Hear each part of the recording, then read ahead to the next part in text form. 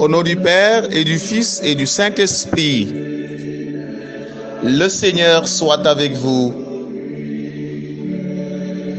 Viens, ô Esprit Saint, remplis les cœurs de tes fidèles et allume en eux le feu de ton amour.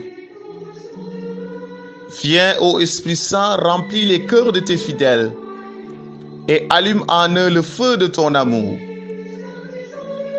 Viens, ô Esprit Saint, remplis les cœurs de tes fidèles et allume en eux le feu de ton amour. Envoie ton esprit et tout sera créé, et tu renouvelleras la face de la terre. Chers amis, ce troisième dimanche du temps ordinaire de l'année C est particulier dans l'Église. En effet, le pape François a institué ce dimanche comme le jour où tous les chrétiens doivent revoir leur manière d'écouter et d'accueillir la parole de Dieu. Nous célébrons aujourd'hui donc le dimanche de la parole de Dieu. Parole de Dieu écoutée, accueillie et qui engendre des actions concrètes de témoignage. Quand nous parlons de parole de Dieu, il faut tout de suite faire des distinctions importantes. Quand nous parlons de parole de Dieu, il ne s'agit pas tout de suite de nos Bibles que nous avons dans nos maisons. La parole de Dieu dépasse la lettre. Elle concerne Dieu lui-même.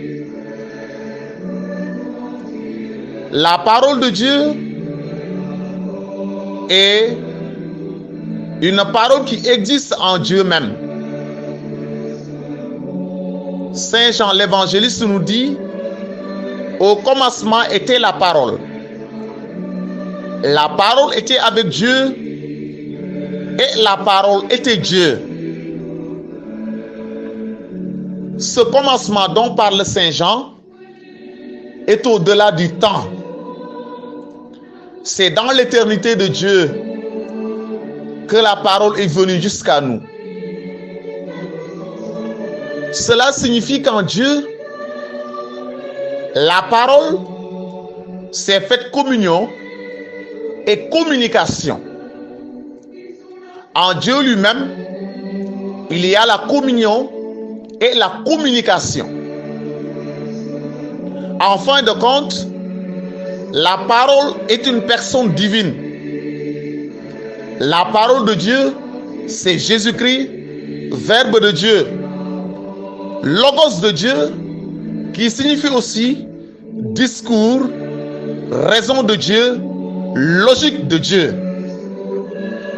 La logique de Dieu, c'est Jésus-Christ, avec qui il a créé le monde visible et le monde invisible. La parole de Dieu est efficace, efficiente, performative, c'est-à-dire tout ce que la parole de Dieu dit, cela arrive. On peut se demander pourquoi la parole de Dieu est efficace, efficiente et performative. Parce que Dieu veut ordonner tout le monde, sa créature. Et il a commencé par créer. Parce que Dieu est bon, Dieu est vrai, Dieu est beau. Dieu est liberté infinie et il veut partager cette liberté avec des libertés finies, c'est-à-dire nous. Dieu a rendu le monde ordonné par la puissance de sa parole. Dieu parle et il parle avec sa parole. Et dans le livre de la Genèse, chapitre 1, chapitre surtout 1, vous voyez, et il y a aussi ça, chapitre 2, vous voyez comment Dieu a créé avec sa parole. Sa parole est efficace parce que l'auteur du livre de la Genèse nous dit, quand Dieu dit quelque chose, cela arrive. Parce qu'il le dit au moyen de sa parole qui est efficace. Dieu nous a sortis d'une situation chaotique à une situation d'ordre. Nous a sortis du chaos pour nous ordonner comme il est ordonné. Dieu parle pourquoi? Pour donner le salut. Quand Dieu nous donne son ordre, cela signifie aussi que Dieu nous introduit dans son amitié. Et son amitié, c'est notre salut. Les auteurs qui ont écrit des livres bibliques ont été inspirés par l'Esprit de Dieu pour manifester la parole de Dieu, pour manifester la volonté de Dieu et donner le témoignage de ce que Dieu le Père a dit, de ce que le Fils aussi a dit. Les auteurs bibliques ont écrit avec leurs compétences linguistiques, leurs compétences littéraires, pour véhiculer la parole essentielle qui est Jésus-Christ. À travers leurs mots humains, Dieu a dit sa parole. Il a dit sa parole pour toute la vie. Il a dit sa parole qui est essentielle, qui est le Christ. C'est pourquoi, quand nous lisons la Bible, nous ne la lisons pas à la lettre, mais dans l'Esprit qui a écrit cette Bible, l'Esprit Saint qui a inspiré les auteurs, avec les compétences des auteurs, avec leur contexte différent. Frères et sœurs, l'Assemblée d'Israël que nous avons écoutée dans la première lecture de ce dimanche est une assemblée d'écoute de la parole de Dieu. Cette assemblée nous montre trois choses. D'abord, Dieu qui parle. Le peuple écoute la parole, la loi. C'est Dieu qui est en train de parler.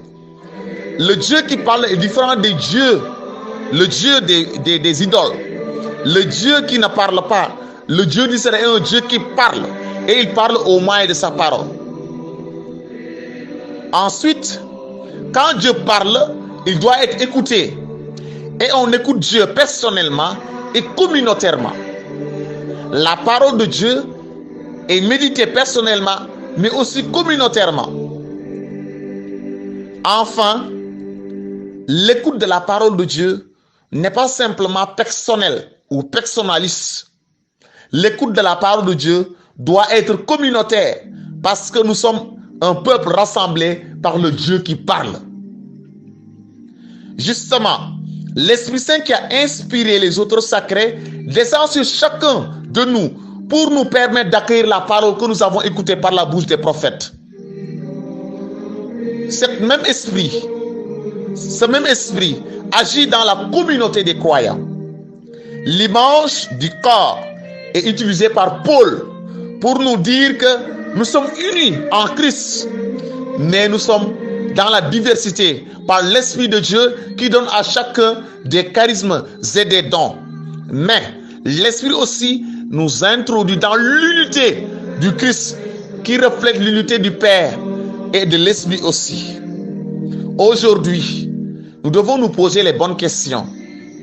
J'en suis où avec la méditation de la parole de Dieu? Tout le monde aujourd'hui a un portable, des smartphones. Mais est-ce que nous avons une Bible? Et si nous avons une Bible, est-ce que nous l'utilisons dans la méditation? Pour bien méditer la parole de Dieu, chers amis, il faut deux choses. Méditer personnellement la parole de Dieu, mais la méditer en église pour ne pas dire ce que la parole de Dieu n'a pas dit. C'est simple ce dimanche. Demandons simplement la grâce de pouvoir méditer la parole de Dieu et de rendre cette parole concrète dans les actes de charité que nous allons poser.